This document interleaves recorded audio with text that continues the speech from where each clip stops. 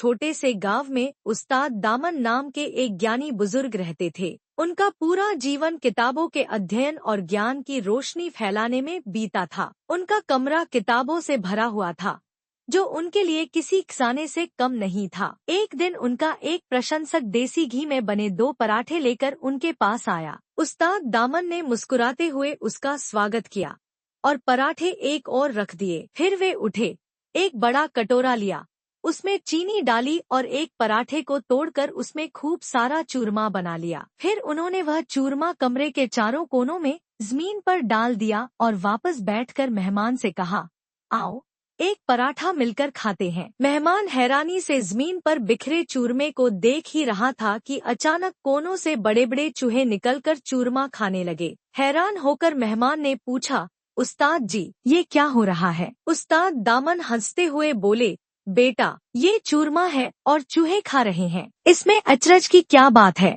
फिर वे प्यार भरे लहजे में बोले, मेरी पूरी जिंदगी की कमाई, मेरा असली खजाना, ये किताबें हैं जो तुम्हें हर तरफ दिखाई दे रही हैं। इन चूहों को चूरमे का स्वाद इतना भा गया है कि अब ये बेस्वाद कागज नहीं खाते। मैं जानबूझकर चूरमा डालता हूँ ताकि मेरा असली खजाना सलामत रहे। कुछ पल खामोश रहने के बाद उस्ताद ने एक और सुनहरी बात कही, जिंदगी भर याद रखना, जब भी खुदा तुम्हें कोई नेमत दे तो उसमें से थोड़ा हिस्सा अपने आसपास के लोगों के साथ जरूर बांट लेना, क्योंकि लोगों की नजर हमेशा तुम्हारी नेमतों पर रहती है।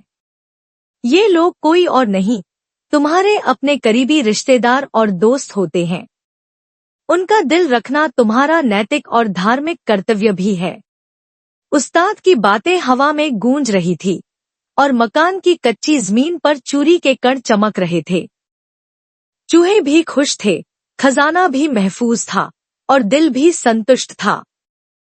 और इस तरह उस्ताद दामन ने एक हिकमत में छुपी हुई एक बहुत बड़ी सच्चाई को उजागर कर दिया। जिंदगी में जो कुछ भी तुम्हारे पास आए, दौलत, ज्ञान, समय या मोहब्बत, उसे सिर्फ अपने तक सीमित मत रखो। बांटने से चीजें घटती नहीं हैं, बल्कि बढ़ती हैं। और जब तुम दूसरों का ख्याल रखते हो तो कुदरत तुम्हारा ख्याल रखने वालों को और बढ़ा देती है। यही जिंदगी की असली खूबसूरती है। जो दिल दूसरों के लिए खुला होता है वो कभी खाली नहीं रहता।